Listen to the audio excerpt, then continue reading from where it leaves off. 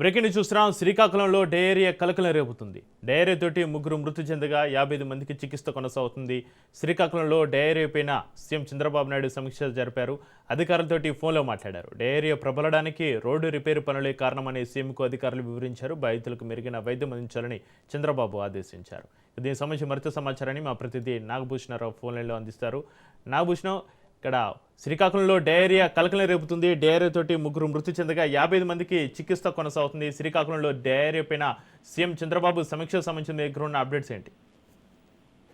ఇక్కడ శ్రీకాకుళంలో జిల్లా కేంద్రంలోని గత 3 రోజులు బట్టి డయేరియా అనేటువంటిది తీవ్రమైన కలకలం రేపుతుంది. అయితే ఇటువంటి ఏ పరిస్థితుల్లో ఈ డయేరియా ప్రబలం అనేటువంటిది ఇప్పుడు కూడా ఇంకా అధికారులకు అంతచక్కని పరిస్థితి కనిపించడంతో ప్రజల్లో అయితే ఆందోళన తీవ్రంగా ఉంది.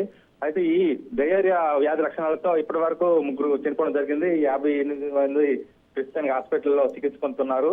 అయితే ప్రధానంగా ఈ వాంతుల విరోచనాలతో బాధపడుతున్నటువంటి ఈ రోగులు నియంత్రణ జరిగేటటువంటి పరిస్థితికి కావడంతో కలుషిత ఆహారమనే కాకుండా ఇక్కడ రోడ్డు మరమ్మతు పనులు జరుగుతుండడంతో పైప్ లైన్లు మరమ్మతులు జరిగి విరిగిపోవడంతో ఈ కొలాయి వాటి కలుషిత నీరు రావడం, ప్రజలు ఎక్కువగా తాగడం వల్ల అధిక సంఖ్యలో ఇది అత్యవసరంగా ప్రబలింది. కాబట్టి నిమిషానికి రోగులు పెరగడంతో తీవ్రమైనటువంటి ఆందోళన అయితే అధికారులు చెందుతున్నారు. అటు మున్సిపల్ అధికారులు, ఇటు రెవెన్యూ అధికారులు, అలాగే జిల్లా యంత్రాంగం కూడా ప్రత్యేక శిబిరాలు ఏర్పాటు చేసి ఈ లక్షణాలకు సరిపడినటువంటి అత్యవసర మందులను అయితే పంపిణీ చేయడం జరుగుతుంది.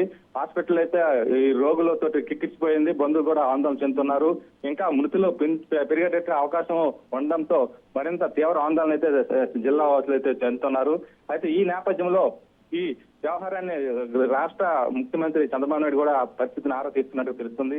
అలాగే జగన్మోహన్ రెడ్డి కూడా దీనిపై కూడా సన్నిహితం జరిగింది.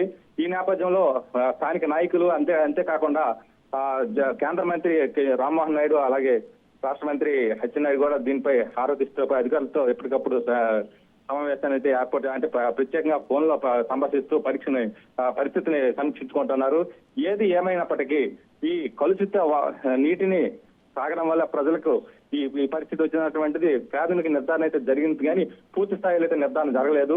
అయితే స్థానికులు ఇచ్చేటువంటి సమాచారం మేరకు ఇప్పటి వరకు ఉన్నటువంటి ఈ వ్యాధి లక్షణాలు అయితే పూర్తిగా నియంత్రించేటువంటి పరిస్థితి కనిపించడం లేదు. కానీ ఇప్పుడు ప్రస్తుతానికి అత్యవసరంగా నీటి ట్యాంకుల ద్వారా నీటిని సరఫరా చేస్తున్నారు. కొలాయిలన్నీ కూడా పూర్తిగా బంద్ చేసే పరిస్థితి కనిపిస్తుంది. ఆరోగ్య శాఖ కూడా నిరంతరంగా ప్రతి క్షణం కూడా సర్వే నిర్వహించడం జరుగుతుంది.